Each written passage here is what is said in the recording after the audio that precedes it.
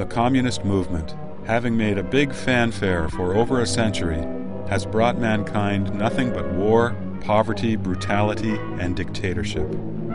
With the collapse of the Soviet Union and the Eastern European Communist parties, this disastrous and outrageous drama finally entered its last stage by the end of the last century. No one, from the people to the General Secretary of the CCP, believes in the myth of communism anymore. The communist regime came into being due to neither divine mandate nor democratic election.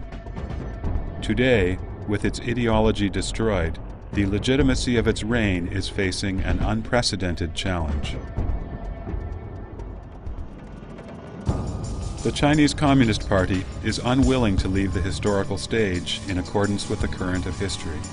Instead, it is using the ruthless methods developed during decades of political campaigns to renew its crazed struggle for legitimacy, revive its dead mandate, and continuously provide a living environment for the parasitic evil specter.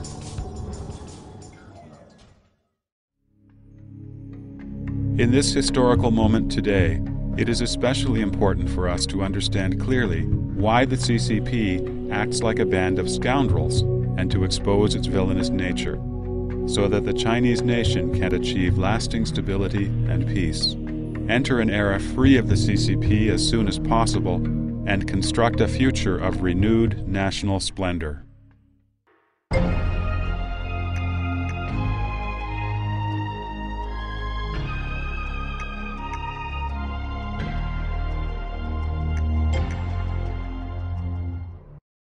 From the policy of improving the treatment for the intellectuals after the Hungarian Revolution in the 1950s, to the policy of plots of land for private use, free markets, and enterprises with responsibility for their own profits and losses, implemented in the rural villages after the Great Famine in the 1960s. From the movement of ideological emancipation after the Great Cultural Revolution in the 1970s, to the deepening reform after the Tiananmen massacre in the 1980s. Throughout history, whenever the CCP encountered crises, it would demonstrate some traces of improvement, enticing people to develop illusions about the CCP. Without exception, though, the illusions were shattered time and time again. Today, the CCP has pursued short-term benefits, and in doing so, has produced a show of economic prosperity that has once again persuaded the people to believe in fantasies about the CCP. Let us look at what the People's Daily, the mouthpiece of the CCP, said in a front-page story on July 12, 2004. Quote, "The historical dialectics have taught the CCP members the following. Those things that should be changed must change. Otherwise, deterioration will follow. Those that should not be changed must remain unchanged. Otherwise, it will lead to self-destruction." What is it that should remain unchanged? The People's Daily explains, quote, "The party's basic line of one center, two basic points must last solidly for 100 years without any vacillation." Unquote. Everything is clear. The communist evil specter's determination to maintain its collective interest and dictatorship never changes. The fundamental conflicts between the interest of the CCP and that of the nation and the people determine that this false prosperity will not last. The reform the CCP has promised has one purpose: to maintain CCP rule. It is a lame reform, a change in surface but not in substance. Underneath the lopsided development lies a great social crisis. Once the crisis breaks out, the nation and the people will suffer once again. It is true that communism has been defeated globally and is doomed to become more and more moribund. Nevertheless, the more corrupt a thing becomes, the more destructive it becomes during its struggle with death. With the change of leadership, the new generation of CCP leaders had no part in the communist revolution, and therefore have less and less prestige and credibility in managing the nation. Amidst the crisis of its legitimacy, the CCP's protection of the party interests has increasingly become the basic guarantee for maintaining the interests of individuals within the CCP. The CCP's nature is selfish. It knows no restraint. To discuss democratic improvements with the Communist Party is like asking a tiger to change its skin.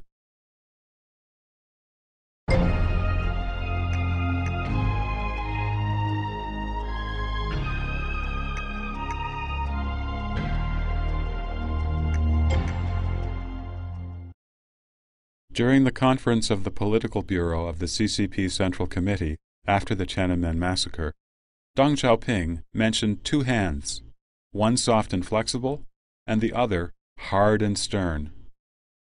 This is an analogy for the Communist Party's two-sided strategies. Its softer strategies include propaganda, united fronts, sowing dissension, espionage, instigating rebellion, double-dealing, getting into people's minds, brainwashing, lies and deception, covering up the truth, psychological abuse, and generating an atmosphere of terror. In doing these things, the CCP creates a syndrome of fear inside the people's hearts that leads them to easily forget the party's wrongdoings.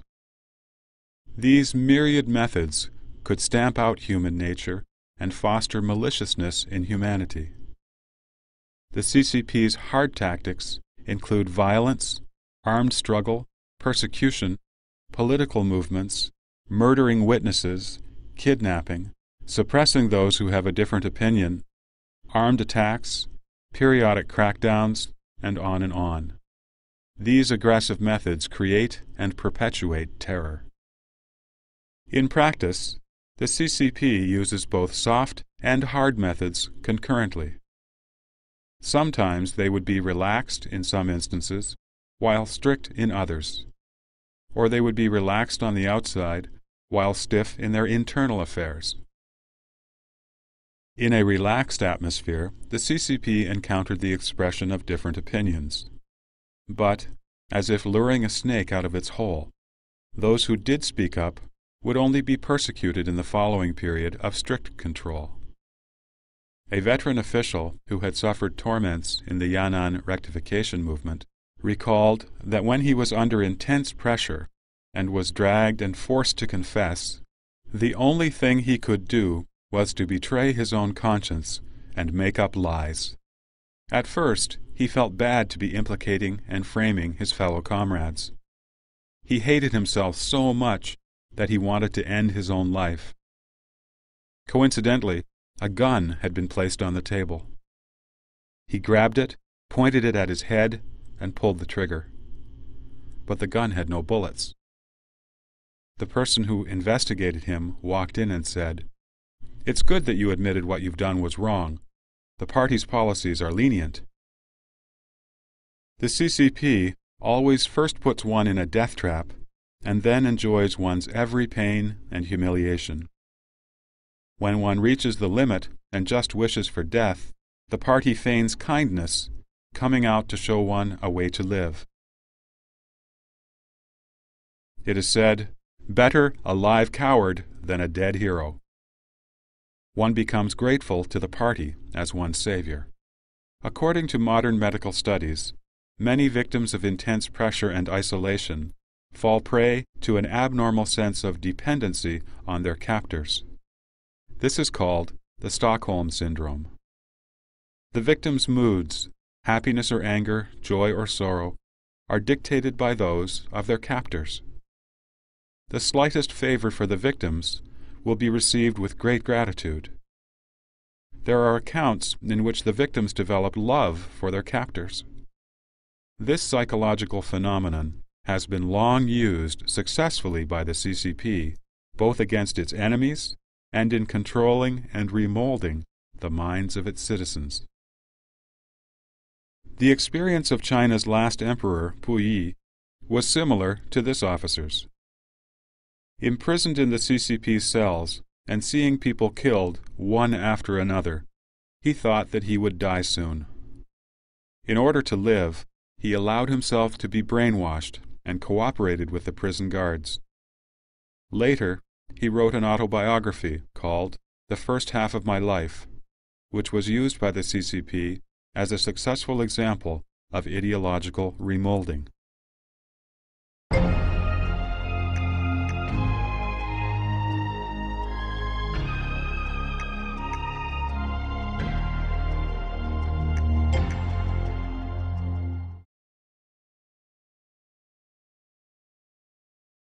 At the time of Mao Zedong's death, many Chinese shed a lot of tears in front of Mao's portrait, wondering, how can China continue without Chairman Mao? Ironically, 20 years later, now that the Communist Party has lost the legitimacy to rule the country, the CCP has spread a new round of propaganda, trying to make the people again worry. What would China do without the Communist Party? In reality, the CCP's all-pervasive political control has so deeply branded the current Chinese culture and the Chinese mindsets that even the criteria with which the Chinese people judge the CCP have the mark of the CCP, or have even come from the CCP. If, in the past, the CCP controlled people by instilling its elements into them, then the CCP has now come to harvest what it sowed. Since the things instilled in people's minds have been digested and absorbed into their very cells, people think following CCP logic and put themselves in the CCP's shoes in judging right and wrong. Regarding the CCP massacre of student protesters on June 4, 1989, some people said, "If I were Deng Xiaoping, I would have stopped the protest with tanks too." In the persecution of Falun Gong, some people are saying, "If I were Jiang Zemin, I would eliminate Falun Gong too." About the ban on free speech, some people are saying, "If I were the CCP, I would do the same." Truth and conscience have vanished, leaving only the CCP logic. This has been one of the vilest and most ruthless methods used by the CCP, true to its unscrupulous nature. As long as the moral toxins instilled by the CCP remain in people's minds, the CCP can continue to gain energy to sustain its sinful life. The question, what would China do without the CCP? This mode of thinking fits the CCP's aim of having people reason using party logic. The decades of CCP propaganda have trained people to think of the party as their mother. The omnipresent CCP politics have rendered people unable to even conceive of living without the CCP. Without Mao Zedong, China did not fall. Will China collapse without the CCP? The CCP's claim to legitimacy lies in the economic development over the past 20-some years. But, tracing it back throughout history, the reform in Chinese rural villages in Anhui province was initiated by the peasants themselves. The reform in the cities came from requests by business leaders to loosen government restrictions. In reality, these developments were gradually achieved by the Chinese people after the fetters of the CCP were slightly relaxed, and therefore have nothing to do with the CCP's own merit.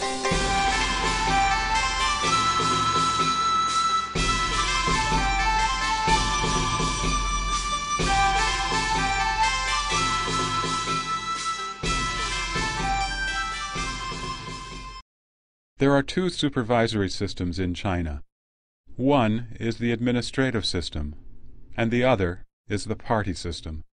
The administrative system exists to solve social problems and to facilitate the development of society. But the party system, which does not attend to its proper duties, attaches to the administrative system as a parasitic evil specter, controlling the administrative system and taking credit for the achievements of people's hard work. It has become a malignant tumor growing in the Chinese society.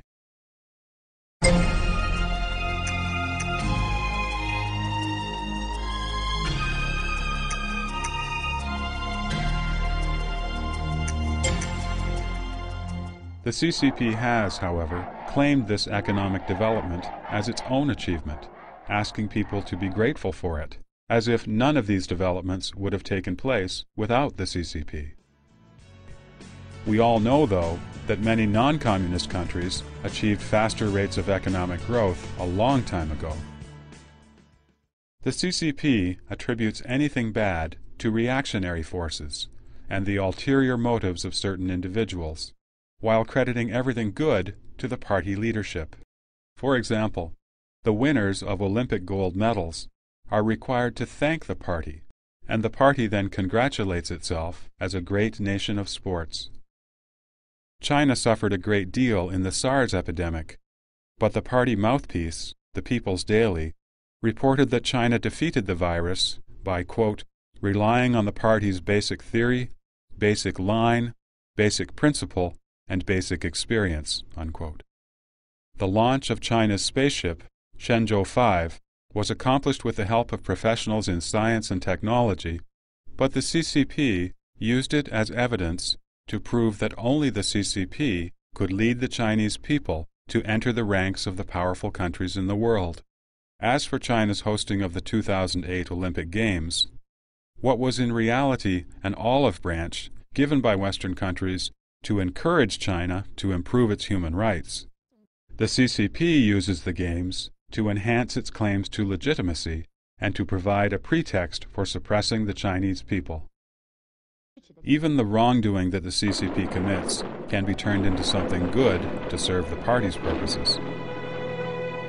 In the early 1990s, for example, the selling of blood became popular in mainland China. The county and town governments made slogans such as, "If you want to be comparatively well off, just go sell your blood." Another was, "Selling blood is honorable." They contrived these slogans to encourage peasants to sell their blood.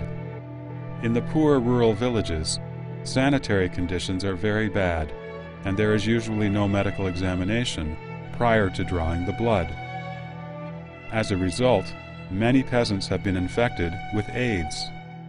In Henan province alone, hundreds of AIDS-infected villages have emerged, and about 1 million people have been infected with HIV. But the CCP has treated the spread of AIDS as a state secret and forbids investigation. A grassroots-level official even openly said, quote, "The AIDS patients are not human, they are ghosts. When they all die, the AIDS problem will be over." Unquote. When, through the great efforts of some medical workers and the international society, the truth about the rampant spread of AIDS in China could no longer be covered up, the CCP suddenly created a new identity. It carefully mobilized its propaganda machine, utilizing everyone from well-known actors to the party's general secretary, in order to falsely portray the prime culprit, the CCP, as a blessing for the patients, a destroyer of AIDS, and a challenger to disease. In dealing with such a serious life-and-death issue, all the CCP could think of was how to use the issue to glorify itself.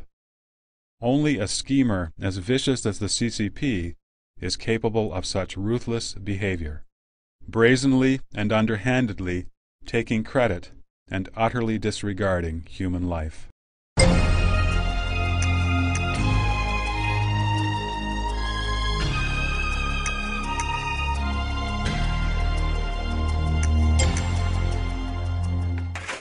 In fact, China's economic improvement has nothing to do with the CCP.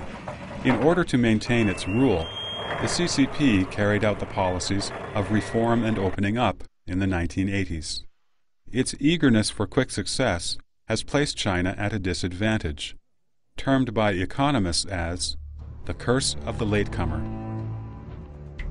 The concept of the curse of the latecomer, or as some other scholars call it, the latecomer advantage, refers to the fact that underdeveloped countries, which set out late for development, can imitate the developed countries in many aspects. This imitation can take two forms: imitating the social system or imitating the technological and industrial models. Imitating a social system is usually very difficult, since system reform would endanger the vested interests of social or political groups. Thus, underdeveloped countries are inclined to imitate developed countries' technologies. Although technological imitation can generate short-term economic growth, it may result in many hidden risks or even failure in long-term development. It is precisely the curse of the latecomer, a path to failure, that the CCP has followed. Over the past 2 decades, China's technological imitation has led to some achievements, which have been taken by the CCP for its own advantage, in order to prove its legitimacy and to enable it to continue to resist political reform that would undermine the CCP's own interests. Thus, the long-term interests of the nation have been sacrificed. In comparison, since abandoning communism, Russia has carried out economic and political reforms. After experiencing a short period of agony, it has now embarked on a path of rapid growth and development. From 1999 to 2003, Russia's GDP increased by a total of 30%. The living standards for its residents have significantly improved. Western business circles have begun not only to discuss the Russian economic phenomenon, but have also begun to invest in Russia, the new hotspot, on a large scale. Russia's rank among the most attractive nations for investments has jumped from 17th in 2002 to 8th in 2003, becoming one of the world's top 10 most popular nations for investment for the first time. Even India, a country that, to most Chinese, is poverty-stricken and full of ethnic conflicts, has enjoyed a significantly expedited development and has achieved an economic growth rate of 7 to 8% per year since its economic reforms in 1991. India has a relatively complete legal system and a market economy. It has a healthy financial system, a well-developed democratic system, and a stable public mentality. The international community has recognized India as a country of great development potential.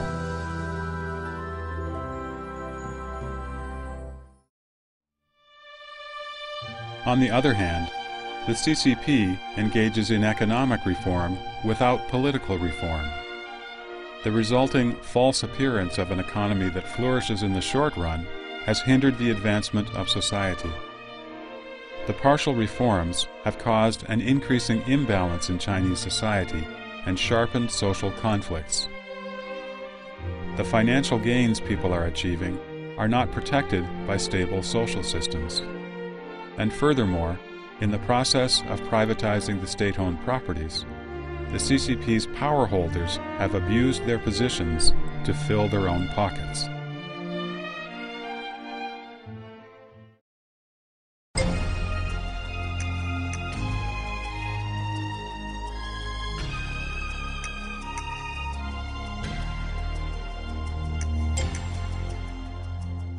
While the CCP constantly brags about its economic advancement, in reality, China's economy today ranks lower in the world than during Qianlong's reign in the Qing dynasty. During the Qianlong period, which was in the 1700s, China's GDP accounted for 51% of the world total. When Dr. Sun Yat-sen founded the Republic of China, the KMT period, in 1911, China's GDP accounted for 27% of the world total. By 1923, the percentage dropped, but still was as high as 12%. In 1949, when the CCP took control, the percentage was 5.7%. But in 2003, China's GDP was less than 4% of the world's total. In contrast to the economic decline during the KMT period, that was caused by several decades of war, the continuing economic decline during the CCP reign occurred during times of peace. The rapid economic growth in the past 20 years is, to a large extent, built on the excessive use or even waste of resources and has been gained at the cost of environmental destruction. According to Xinhua News Agency, in 2003, China contributed less than 4% to the world economy, but its consumption of steel, cement, and other materials amounted to 1/3 of the total global consumption. A considerable portion of China's GDP is achieved by squandering the resources and opportunities that should be left to future generations. From the 1980s to the end of the 1990s, desertification in China has increased from a little over 1,000 to 2,460 square kilometers. The per capita arable land decreased from about 2 mu in 1980 to 1.43 mu in 2003. The widespread upsurge in the conversion of farmland to land for development has led China to lose 100 million mu of arable land in just a few years' time. However, only 43% of the confiscated land is actually used. Currently, the total amount of wastewater discharge is 44 billion tons, exceeding the environmental capacity by 82%. In the 7 major river systems, over 40% of the water is not suitable for drinking by humans or livestock. 75% of the lakes are so polluted as to produce various degrees of eutrophication. The direct result of eutrophication in the lakes is the large-scale death of fish populations. It also has adverse effects on industry, personal health, and the water used for irrigation. The conflicts between man and nature in China have never been as intense as they are today. Neither China nor the world can withstand such unhealthy growth.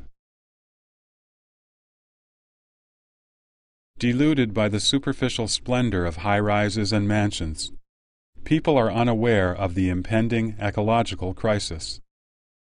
Once the time comes for nature to exact its toll on human beings, however, it will bring disastrous consequences to the Chinese nation.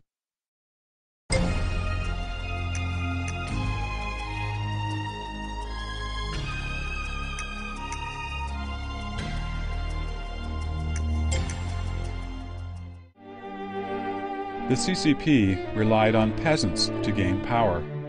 The rural residents in the CCP-controlled areas, in the early stage of its build-up, devoted all they had to the CCP. But since the CCP obtained control of the country, peasants have experienced severe discrimination. After the CCP established the government, it set up a very unfair system, the residential registration system. This system arbitrarily classifies people into rural and urban populations, creating an unreasonable separation and opposition within the country. Peasants have no medical insurance, no unemployment welfare, no retirement pensions, and cannot take loans from banks. Peasants are not only the most impoverished class in China, they also carry the heaviest tax burden. Peasants need to pay a mandatory provident fund, public welfare fund, administrative management fund, extra education fee, birth control fee, militia organization and training fees, country road construction fees, military service compensation fees, and in addition to all these, they are also required to sell a portion of the grains they produce to the state at an artificially low fixed rate. They must pay agricultural tax, land tax, special local produce tax, and butchery tax, in addition to numerous other levies. In contrast, the urban population does not pay these taxes and fees. In a tree farm in eastern Sichuan province, upper-level authorities distributed 500,000 yuan for a reforestation project. The leaders of the tree farm put the first 200,000 yuan into their own pockets and allocated the remaining 300,000 yuan to tree planting. But when passing through each level of the government, more and more of the money was taken away, and in the end very little was left for the peasants who did the actual tree planting. Those in the government didn't need to worry about the peasants refusing to work on the project, though. The peasants were so impoverished that they would work for very little money. This is one of the reasons that products made in China are so cheap.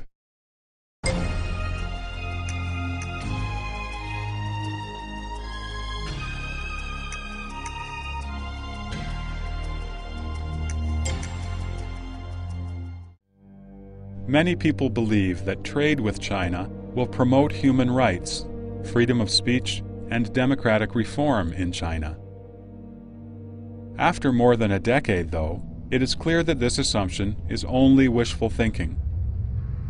A comparison of the principles of doing business in China and in the West provides a good example. The fairness and transparency of Western societies are replaced in China by nepotism, bribery, and embezzlement. Whether China decides to buy new aircraft from France or the United States depends on which country keeps quiet on the CCP's human rights issues. Many Western businessmen and politicians are driven and controlled by economic profits from China. Some information technology companies from North America have supplied specialized products to the CCP to block the Internet. In order to gain entry to the Chinese market, some Internet websites have agreed to censor themselves and filter out information disliked by the CCP. This huge blood transfusion to the CCP economy from foreign capital is very apparent. But in the process of investment, foreign capital did not bring with it the concept of democracy, freedom, and human rights as fundamental principles for the Chinese people. In its propaganda, the CCP boasts about the unconditional cooperation and even flattery given by foreign investors and foreign governments for the CCP. By making use of China's superficial economic prosperity, CCP officials have become extremely adept at colluding with businesses to divide state wealth and block political reforms. People are often heard to say, "I know the CCP often lied in the past, but this time it's telling the truth." Ironically, in retrospect, this was what people would say each time the CCP made a grave mistake in the past. This reflects the ability the CCP has acquired over the decades to use lies to fool people.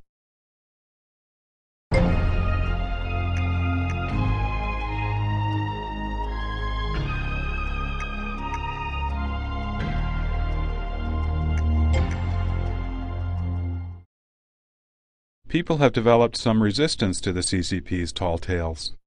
In response, the CCP's fabrication and propaganda have become more subtle and professional. Evolving from the slogan-type propaganda of the past, the CCP's lies have now become more refined and subtle. Particularly under the conditions of the information blockade the CCP has erected around China, it makes up stories based on partial facts to mislead the public, which is even more detrimental and deceptive than the tall tales. Consider how CCTV News reported on SARS in the beginning of April 2003. 在中国，中国人民的，包括广东人民的生活、生产的秩序是正常的。 At that time, the outside world suspected that China had hidden information about the epidemic. But CCP reports told the following story. As soon as SARS appeared, governments at central and local levels mobilized experts to give timely treatment to patients, who were later discharged from hospitals upon recovery. Troublemakers have been frightening people into stockpiling goods to avoid having to go out if the disease becomes widespread. The government has wasted no time to stop these rumors and is taking steps to prevent their spread so that social order can be effectively ensured. A very small number of anti-China forces groundlessly suspect a cover-up by the Chinese government. Most countries and people do not believe these rumors, though. The upcoming Guangzhou Trade Fair will have the largest participation ever from businesses around the world. Tourists from overseas have confirmed that it's safe to travel in China. In particular, experts from the World Health Organization have publicly stated that the Chinese government has been forthcoming in cooperating and taking the appropriate measures to deal with SARS, so there should be no problems. And specialists gave the go-ahead in Guangdong province for field inspection by the WHO. That was the story they told. Under this kind of media atmosphere, everything seems transparent. The CCP appears to have acted responsibly to protect the people's health and had convinced the people that the CCP hadn't hidden anything. However, on April 20, 2003, the Information Office of the State Council announced in a press conference that SARS had indeed broken out in China, and thus indirectly admitted that the government had been covering up the epidemic. People then began to see the truth and understand the deceptive, villainous methods employed by the CCP. With respect to the general election in Taiwan, using the same subtle and refined approach, the CCP suggested that a presidential election would lead to disaster, a surge in the suicide rate, collapsing stock markets, an increase in so-called weird diseases, mental disorders, outmigration of the island inhabitants, family feuds, a callous attitude toward life, a depressed market, indiscriminate shooting in the streets, protests and demonstrations, a siege on the presidential building, social unrest, political farce, and so on. The CCP filled the heads of the people in mainland China with these ridiculous ideas on a daily basis in an attempt to lead them to believe that all of these calamities would be the natural result of an election, and therefore that China should never hold democratic elections. In today's Internet era, if you visit the CCP's official Xinhua website or the People's Daily online, you will find indeed that there are quite a few reports that contain negative information about China. Firstly, this is because there is too much bad news circulating rapidly in China these days, and the news agency has to report these stories in order to stay credible. Secondly, the standpoint of such reports conforms with the CCP interests and CCP policy. That is, quote, minor criticism offers great help, unquote. The reports always attribute the cause of bad news to certain individuals, having nothing to do with the party, while crediting party leadership with any solution. The CCP skillfully controls what to report, what not to report, how much to report, and whether to have the Chinese media or the CCP-controlled overseas media report it. The CCP is proficient at manipulating bad news into something that can achieve the desired result of winning people's hearts. Many youth in mainland China feel that the CCP now offers a good degree of freedom of speech, and thus they have hopes for and are appreciative of the CCP. They are the victims of the so-called refined strategies of the iniquitous state-controlled media. Moreover, by creating a chaotic situation in the Chinese society and then giving it some media exposure, the CCP can convince people that only the CCP could control such a chaotic society and can thus manipulate the people into endorsing CCP rule. From live interviews to vivid cultural performances, from touching historical dramas to a great variety of life commentary programs, the CCP's brainwashing propaganda over the past 20 years has become more refined and subtle in cheating. And it is no wonder that so many Chinese have been misled. The CCP's villainous propaganda has been so deceptive that the victims willingly believe in the lies.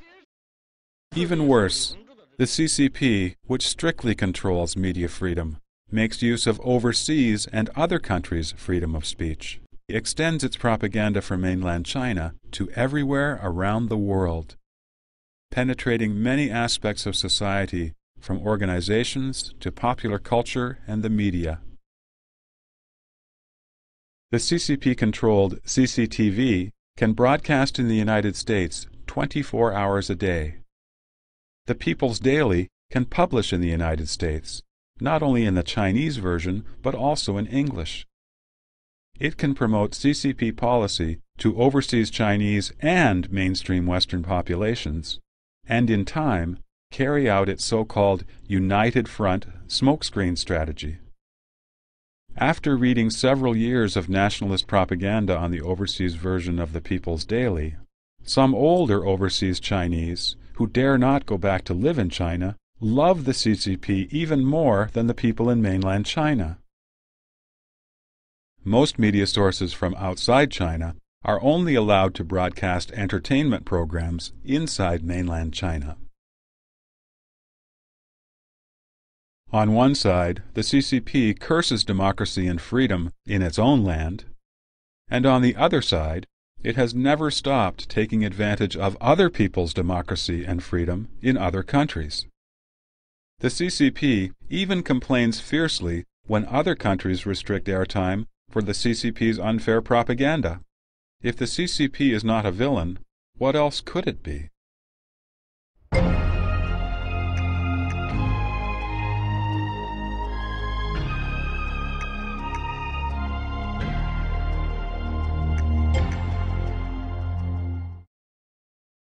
In a democratic nation, sovereignty should lie in the hands of the people, which is in line with the principles of heaven and earth. If a nation claims to be democratic, and yet sovereignty does not rest with its people, it is definitely not on the right track, and can only be regarded as a deviation. And this nation would certainly not be a democratic nation. How could democracy be possible without ending party rule and without a popular election? Return people's rights to the people. The preceding quotation sounds like something that would be written by what the CCP would call its overseas enemies, intent on slamming the CCP.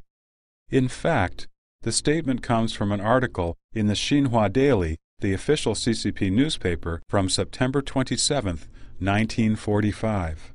The CCP, which had once trumpeted popular election and demanded a return of people's rights to the people, has treated the right to vote as taboo since it usurped power in 1949.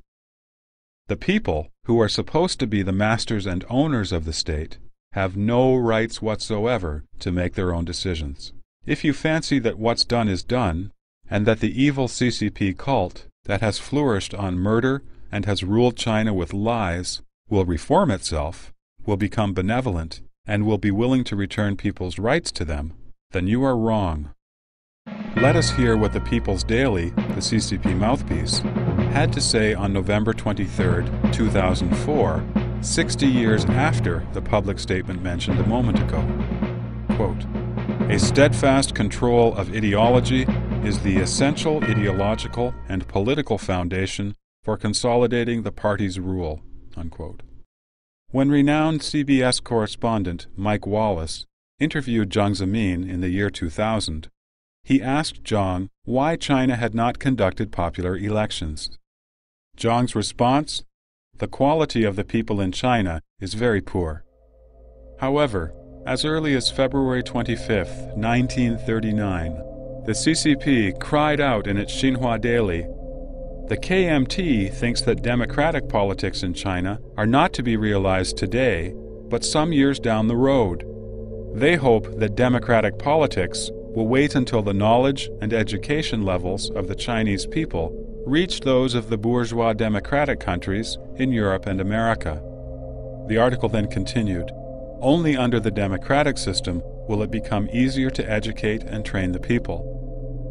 The hypocritical difference between what Xinhua said in 1939 and what Jiang Zemin said in 2000 reflects the true picture of the CCP's sinful nature.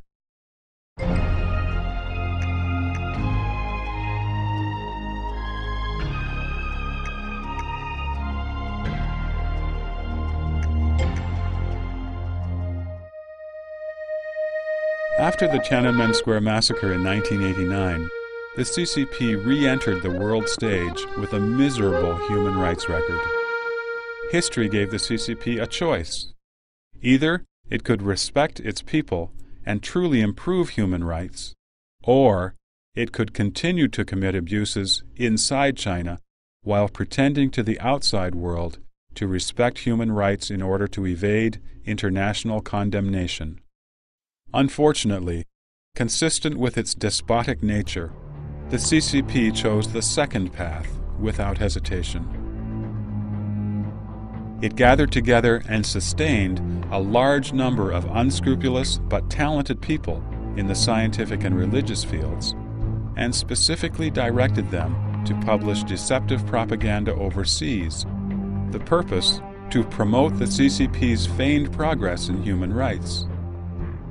Basic human rights issues, such as freedom of speech and the right to knowledge, were shoved into the background over claimed improvements in the so-called right to survive.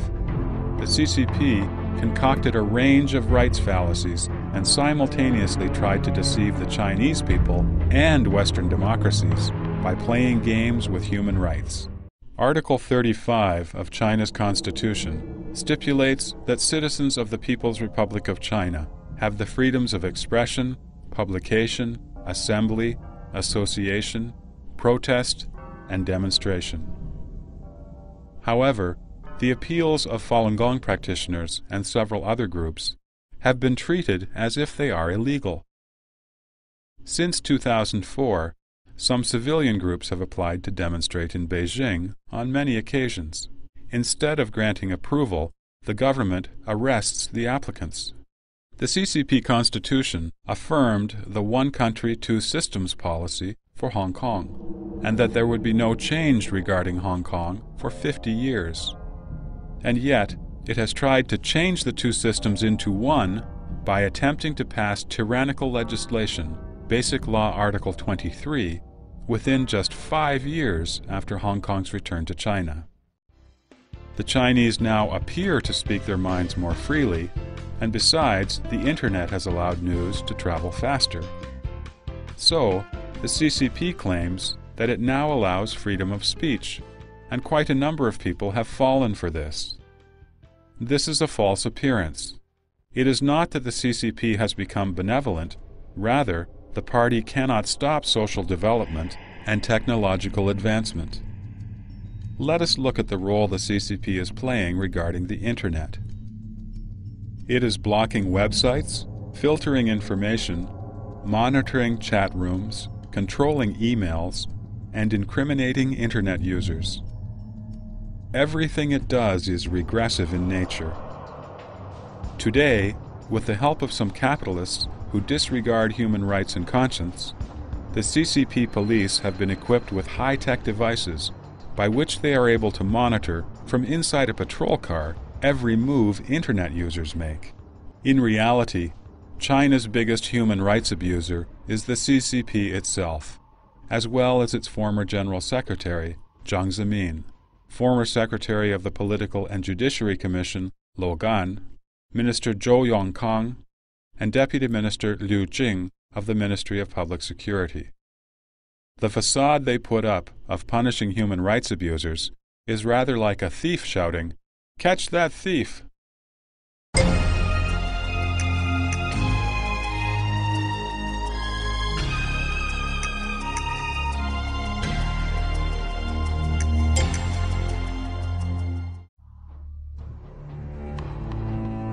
To this day, to protect the gains of special interest groups, the CCP has, on one hand, eliminated their previous facade and completely abandoned the workers, peasants, and the populace. On the other hand, they have advanced their deceitful and villainous means as more and more of the CCP's human rights abuses are exposed to the international community. The CCP has used popular vocabulary such as the rule of law, the free market, for the people, and reform to confuse people. Their primary means of deceiving people include the following. 1. Making laws and regulations in violation of the Chinese Constitution. Laws and regulations in violation of the Constitution are passed on to law enforcement personnel at various levels to provide a legal basis to be used to obstruct the people from their efforts to stop persecution, to gain freedom, and to uphold human rights. 2. Non-political problems are handled with political means. A simple social problem might be treated very seriously, as if someone was trying to take the people away from the party, or bring down the entire party in the country, create turmoil. They might even be labeled as enemy forces. The party would then use propaganda to incite the public to hate anyone with an opinion differing from that of the party. 3. Political issues are managed with underhanded means. The CCP's latest ploy for attacking pro-democracy citizens and independent-thinking intellectuals is to set up traps in order to imprison them. Such traps include false accusations of civil offenses such as prostitution and tax evasion. The attackers keep a low profile to avoid condemnation by outside groups. These alleged crimes, which are often enough to ruin the reputations of the accused, are also used to humiliate the victims in public. 4. Making use of forming a so-called united front to dress up the CCP.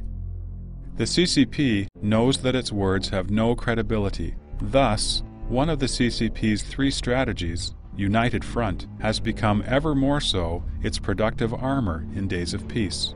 It extensively trains, supports, and bribes a large number of famous people, overseas media sources, especially Chinese media, as well as Western politicians and businessmen, and scholars. The CCP has them all wave the flag and shout in support of the CCP's basic policies, and carry out the deceptive strategy of, quote, minor criticism offers great help, unquote. All of this is done, in fact, in order to help the CCP maintain its control.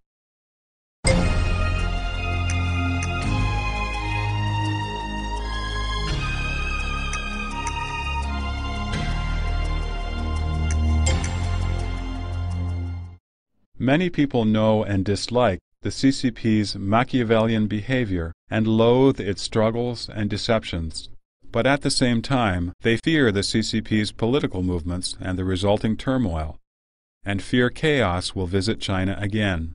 Thus, once the CCP threatens people with turmoil, people fall into silent acceptance of the CCP rule and feel helpless in the face of the CCP's despotic power. In reality, who is the biggest source of instability? It is the CCP that specializes in tyranny.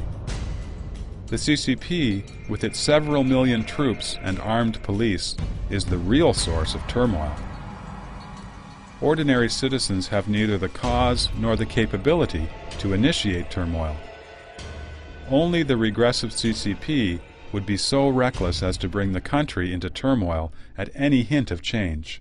The CCP policies of stability overrides everything else and nipping the buds of all unstable elements, these slogans have become the theoretical basis for the CCP to suppress people.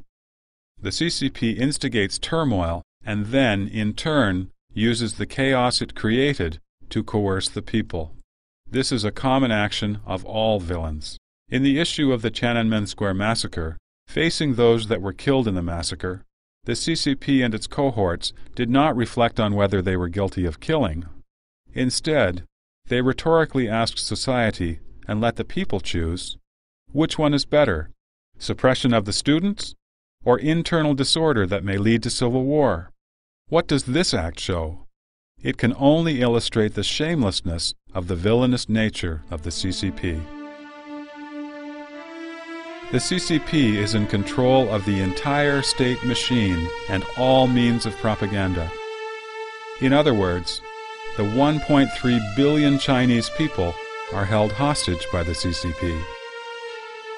With the 1.3 billion hostages in hand, the CCP can always argue its hostage theory, that if it does not suppress a certain group of people, the whole nation can end up in turmoil or disaster. Using this as an excuse, the CCP could suppress any individual or group at will, and its suppression could always be so-called justified.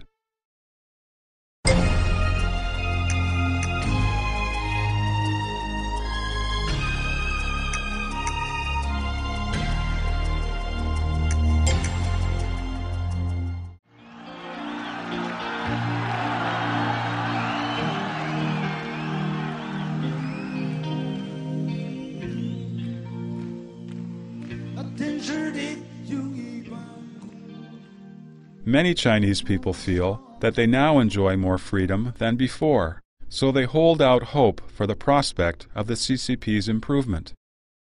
As a matter of fact, the degree of freedom bestowed upon people depends on the CCP's sense of crisis.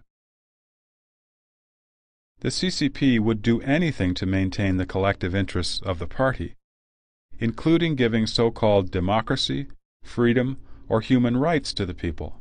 However, under the CCP leadership, the so-called freedom bestowed by the CCP is not protected by any legislation.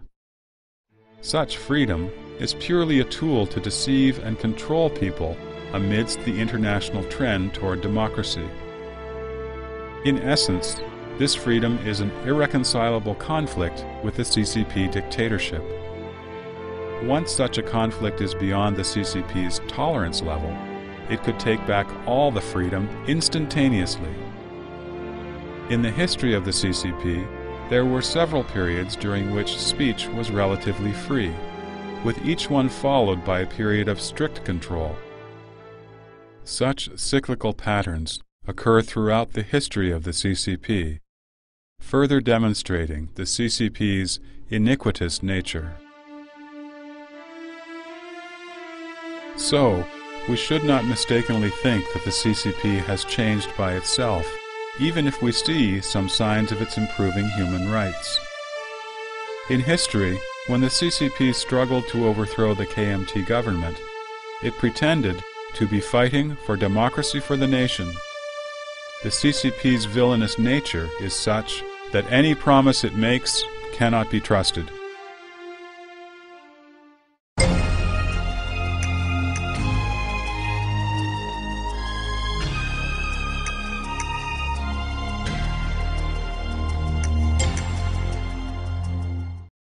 Liberate Taiwan and Unify Taiwan have been the CCP's propaganda slogans over the past few decades. By means of this propaganda, the CCP has acted like a nationalist and a patriot. Does the CCP truly care about the integrity of the nation's territory?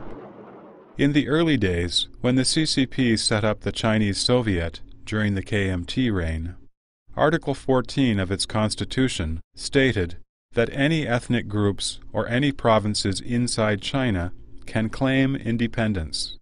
In today's words, they allowed one country, two systems, or two Chinas, with one inside the other.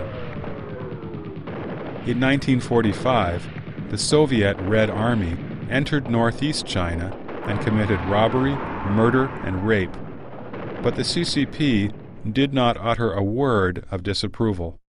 Similarly, when the Soviet Union supported Outer Mongolia to become independent from China, the CCP was once again silent.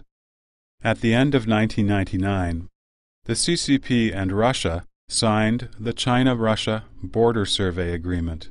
In this agreement, the CCP accepted the war-won concessions that China had given Russia during the time of the Qing dynasty, more than 100 years ago, and sold out over 1 million square kilometers of land to Russia, an area as large as several dozen Taiwans. With respect to other border issues, such as the Nansha Islands in the South China Sea and Diaoyu Island in the East China Sea, the CCP does not care at all, since these issues do not impact the CCP control of power. The CCP has made a fanfare of so-called unifying with Taiwan, which is merely a smokescreen and a devious means to incite blind patriotism and keep public attention off domestic conflict.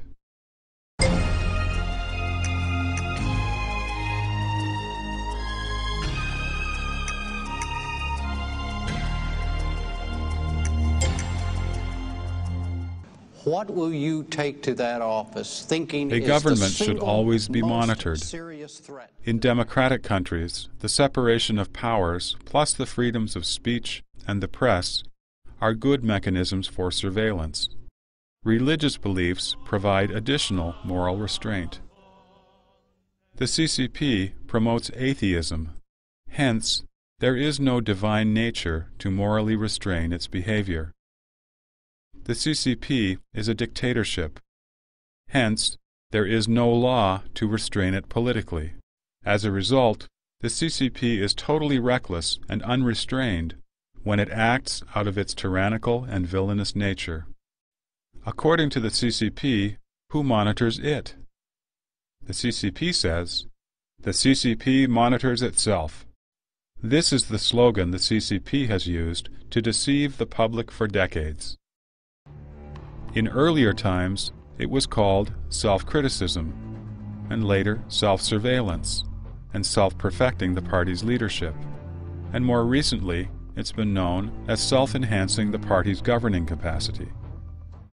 The CCP emphasizes the superpower it has for so-called self-improvement. Actually, without moral and legal restraint, the CCP's self-improvement amounts to the traditional Chinese saying of demons emerging from one's own heart. Even though the CCP established the Central Disciplinary Inspection Committee and the Office for Appeals and the like, these organizations are merely for show. They are pretty, yet useless, flower vases that confuse and mislead the people. They are only an excuse the CCP uses to avoid external surveillance and to refuse to lift a ban on free press and a ban on free political parties. Political scoundrels use this trick to fool the people and to protect the CCP's power and the interests of the ruling group.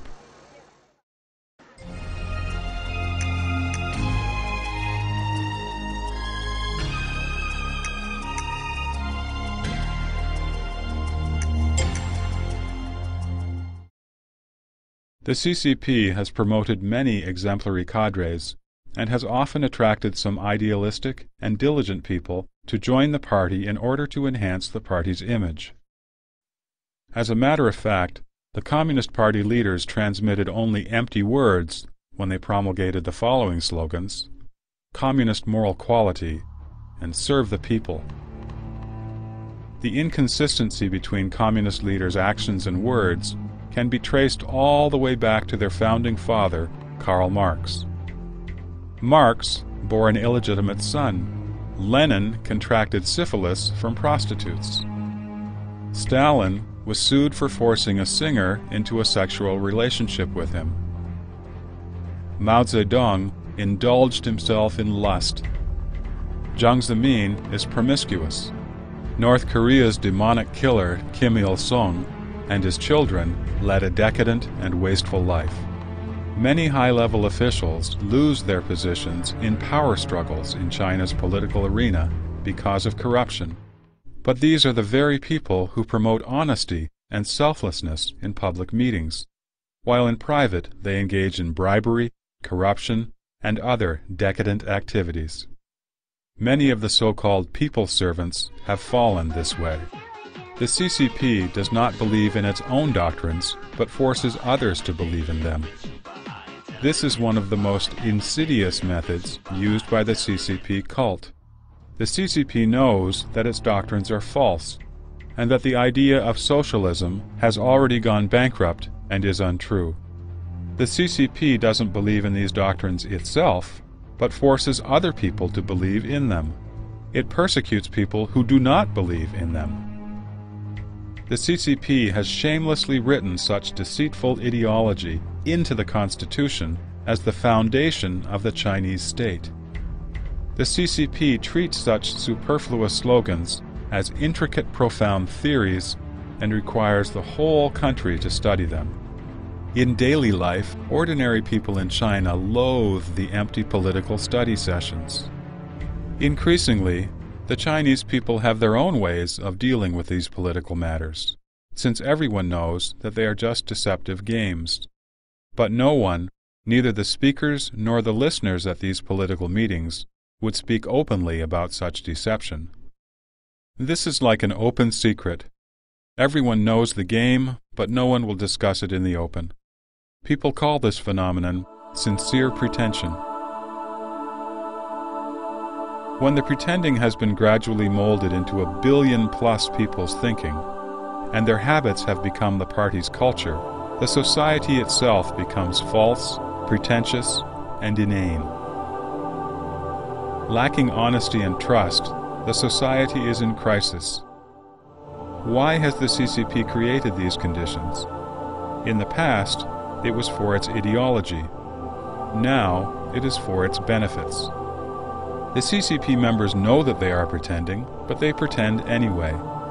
If the CCP did not promote such slogans and formalities, it couldn't bully people. It couldn't make people follow and fear it. Among the CCP members, there has never been a lack of righteous people who are concerned about the country and its people. Nor has there been a shortage of honest and upright officials who have truly served the people. But in the CCP's machinery of self-interest, these officials cannot survive. Under constant pressure to so-called submit humanity to party nature, they often find it impossible to continue, risk being removed from positions, or worse, become corrupt themselves. The Chinese people have personally experienced and deeply felt the CCP's brutal regime and have developed a profound fear of the CCP's violence. Therefore, the people dare not uphold justice and no longer even believe in the heavenly laws. First, they submit themselves to the CCP's power, and gradually they become unfeeling and unconcerned about matters not affecting themselves.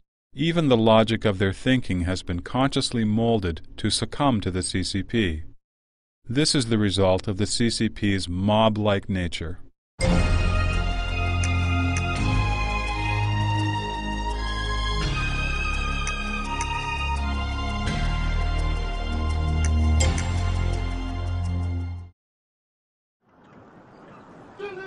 The CCP uses slogans of patriotism and nationalism to incite people. They are not only the CCP's main rallying cries, but also its frequently issued orders and time-tested strategies.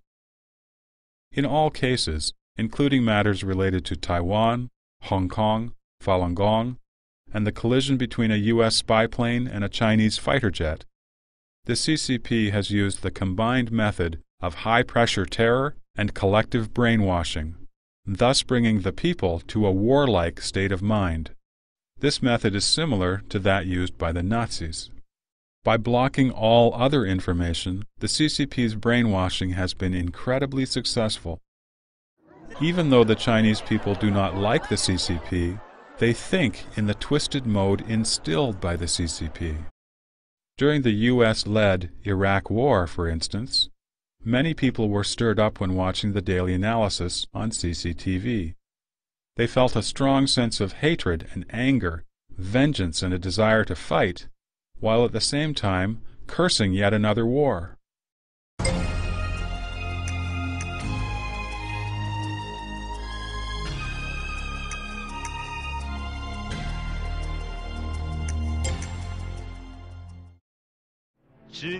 One of the phrases the CCP often uses to intimidate people is, threatens the extinction of the party and the country, thus placing the party even before the country. The founding principle of the CCP's China is, there would be no new China without the CCP. From childhood, people were educated to listen to the party and behave like good children of the party. They sang praises to the party, even told, I consider the party as my mother. O party, my dear mother, the saving grace of the party is deeper than the ocean. Love for my father and mother cannot surpass love for the party. The people would go and fight wherever the party pointed them.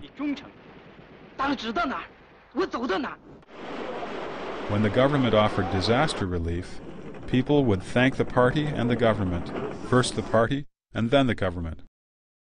A military slogan reads, the party commands the gun. When designers came up with the uniform for court judges, they put 4 golden buttons on the neckband of the uniform. The buttons are lined up from top to bottom to symbolize the party, the people, the law, and the country. This indicates that even if you are the judge, the party will forever be positioned above the law, above the country, and above the people.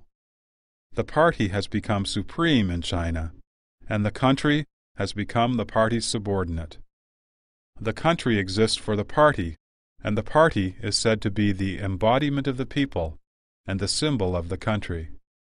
Love for the party, party leaders, and the country have all been mixed together, which is the fundamental reason why patriotism in China has become twisted.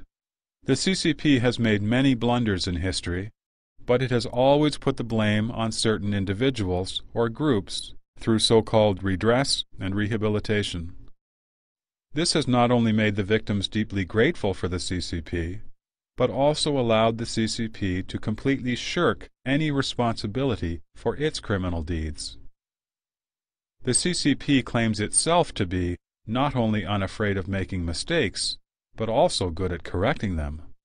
And this has become the CCP's magic potion with which it repeatedly escapes culpability. Thus, the CCP remains forever great, glorious, and correct.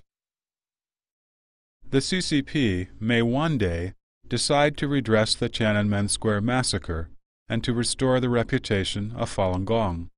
But these are simply Machiavellian tactics that the CCP uses in a desperate attempt to prolong its dying life. The CCP will never have the courage to reflect on itself, to expose its own crimes, or to pay for its own sins. Actually, the history of the CCP is a history that rips people's memories apart. The next generation does not know the truth about the previous generation. It is a history where over 1 billion people live in great conflict. Conflict between cursing the past of the CCP and having hopes for the present CCP, and about how they suffered through the process of the conflict. All of the CCP's efforts are to make people forget. All the people's struggles are to try to remember.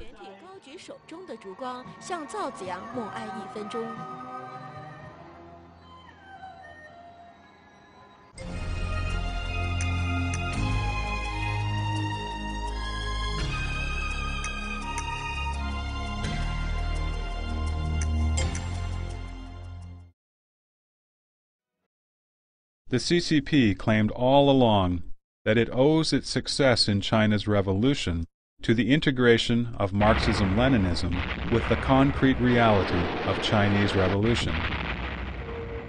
The CCP has frequently abused the term characteristic as an ideological support for its capricious and villainous policies. Another iniquitous characteristic of the CCP is manifest in its changing the definition of cultural concepts, and then using these revised definitions to criticize and control people. These so-called Chinese characteristics have become a euphemism for the CCP's villainous characteristics. The goal of the CCP's revolution was to realize public ownership of the means of production, but capitalism has now returned. Only now it's become a part of the CCP itself. While the CCP speaks about the so-called distribution according to contribution, the process of so-called allowing some people to get rich first has been accomplished along with distribution according to power. The CCP uses a disguise of serving the people wholeheartedly to deceive those who hold these ideals, then completely brainwashes and controls them, gradually changing them into docile tools who so-called serve the party wholeheartedly, and who dare not speak up for the people. With the so-called Chinese characteristics, China's crippled capitalism was transformed into socialism. Unemployment became waiting for employment. Being laid off from work became off-duty. Poverty became the initial stage of socialism, and human rights and freedom of speech and belief were reduced to the mere right to survive. Under the iniquitous banner of Chinese characteristics, the CCP only achieved ridicule and absurdity.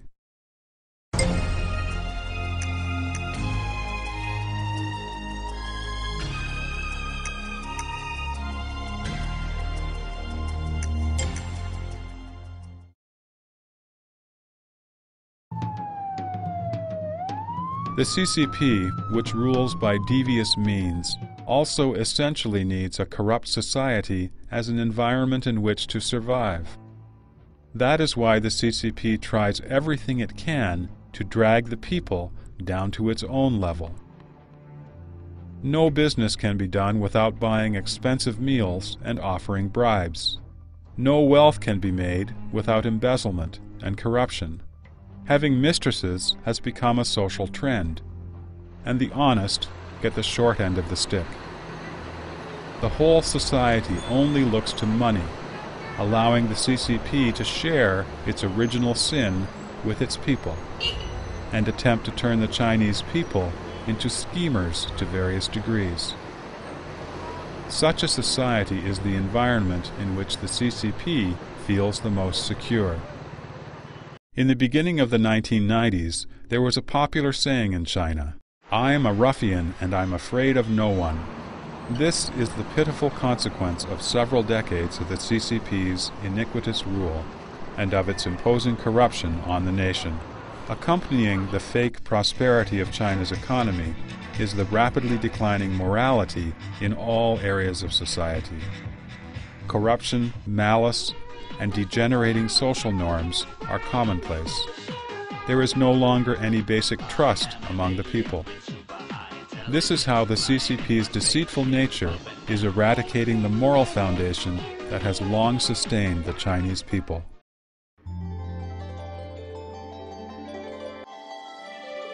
In comparison with China's 5,000-year history, the 55 years of the CCP's rule are but the blink of an eye. Before the CCP came into existence, China had created the most magnificent civilization in the history of humankind. No society in the world has stopped its progress because of the end of one dynasty or kingdom.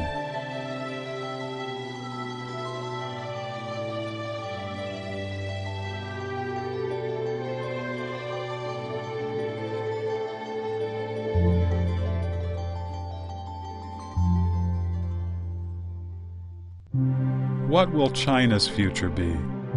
What direction will China take? Such serious questions are too complicated to discuss in a few words. However, one thing is for certain. If there is no renewal of the nation's morality, if there is no restoration of a harmonious relationship between humans and nature, and between humans and heaven and earth, if there is no faith or culture for a peaceful coexistence among humans, it will be impossible for the Chinese nation to have a bright future.